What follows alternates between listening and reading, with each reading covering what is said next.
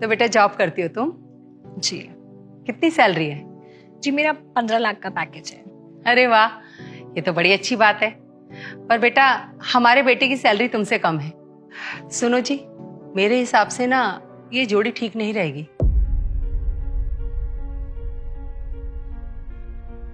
क्यों जी, ऐसा क्यों? भाई साहब, जो लड़कियां ज्यादा कमाती है ना अपने पति से, बाद में आगे चल के वो अपने पति को दबा के रखती है। क्या बात कर रहे हो जी? अब दोनों मिलके कमाएंगे तो कम ज्यादा तो लगा ही रहेगा। अब तनख्वाह चाहे रिया की ज्यादा हो या संजू की, आना तो पैसा घर में ही है ना जी। हाँ ये बात भी है। वैसे आपकी कोई डिमांड तो नहीं है? पापा आप ये क्या बोल रहे हैं? आपको पता है ना मैं दहेज के सख्त खिलाफ हूँ। बेटा ऐसे ही पूछ रहे हैं हम लोग। मम्मी जब दहेज देना ही नहीं है तो पूछना भी क्यों है? देखिए हम लोग दहेज के बिल्कुल खिलाफ हैं। अगर आपकी कोई डिमांड है तो हो सकता है मैं पुलिस में कंप्लेन कर दूं। पुलिस? ऐसे क्यों बात कर रही हो तुम? जी मैं सही कह रही हूँ। देखो हमें दहेज नहीं चाहिए, लेकिन जब शादी होती है ना तो माँ बाप अपनी मर्जी से अपनी बेटी को बहुत कुछ देते हैं। जी मेरे पेरेंट्स कुछ नहीं दे पाएंगे। उनके पास जो भी सेविंग्स थी उन्होंने मेरी पढ़ाई लिखाई में लगा दी और आज मुझे इस लायक बना दिया है कि मैं अपने पैरों पर खड़ी हूँ और अच्छा खासा कमाती भी हूँ। तो मुझे नहीं लगता कि उन्हें कुछ और देने की जरूरत है। देखा आपने, अभी शादी नहीं हुई उससे पहले ही अपनी कमाई की धौंस दिखाने लगी। देखिए ऐसा कुछ नहीं है, मैं बस आपको बता रही हूँ कि मेरे पेरेंट्स ने मेरे लिए क्या किया है। देखिए दहेज तो मुझे भी नहीं चाहिए, मैं भी दहेज के सख्त खिलाफ हूँ।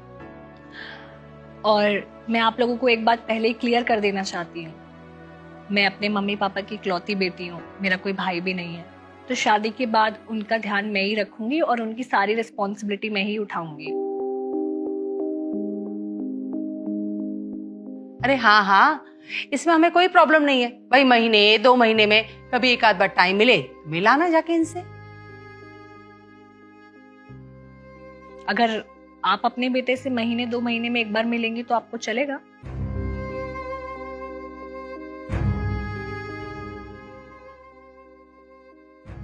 देखिए शादी के बाद मैं अपने पेरेंट्स को आप लोगों के घर के पास ही एक घर लेकर शिफ्ट कर दूंगी, ताकि आपका ध्यान रखते रखते साथ में मैं उनका ध्यान भी रख पाऊं। शिफ्ट करूंगी? क्यों? यहाँ क्या प्रॉब्लम है? प्रॉब्लम ये है कि आपका घर यहाँ से 60 किलोमीटर दूर है। कल को कभी कोई इमरजेंसी हो गई तो मुझे तो आने में ही 2-3 घंटे लग जाएंगे ना। बेटा हमें यहाँ कोई प्रॉब्लम नहीं होगी। हाँ बेटा हम ठीक से रहेंगे, तू हमारी चिंता मत कर। मम्मी अगर आपकी चिंता मैं नहीं करूंगी तो और कौन करेगा? है कोई और करने वाला? देखो रिया, ऐसा नहीं हो सकता। मायका और ससुराल इतने पास पास, नहीं नहीं, ऐसा थोड़ी अच्छा लगता है। अगर आपको ये ठीक नहीं लग रहा है तो एक और काम हम कर सकते हैं। आपका बेटा और मैं आपके घर से दूर कहीं एक और अलग फ्लैट लेके साथ में रह सकते हैं।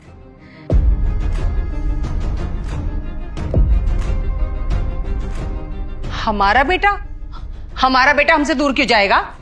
क्योंकि मैं चाहती हूँ कि आपका बेटा भी वही फील करे जो मैं फील करूंगी अपने पेरेंट्स को छोड़कर, और आप दोनों भी वही फील करें जो मेरे पेरेंट्स फील करेंगे अपने बच्चे से दूर रहकर, और शायद कई महीने तक मिल भी ना पाए। और सबसे अच्छी बात तो ये होगी कि हम दोनों एक नई शुरुआत करेंगे, दोनों सेम पेज से स्टार्ट करेंगे।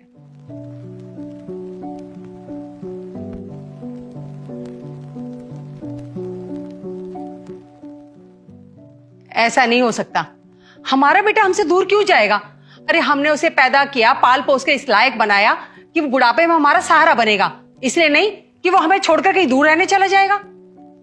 अगर आपका बेटा आपके बुढ़ापे का सहारा बन सकता है तो मैं अपने मम्मी पापा के बुढ़ापे का सहारा क्यों नहीं बन सकती?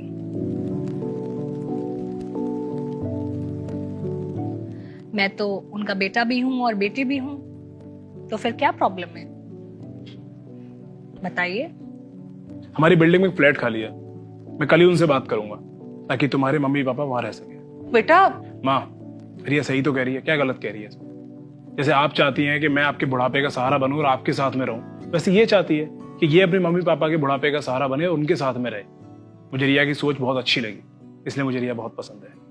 अरे तो पहले रिया भी तो बताए, उसे तू पसंद है भी या नहीं? जी पसंद है। अरे फिर तो हमें भी मंजूर है, क्यों जी? बिल्कुल, मुझे भी पसंद है। बधाई हो जी। अब मुंह तो मीठा करिए अब। लीजिए बहन जी।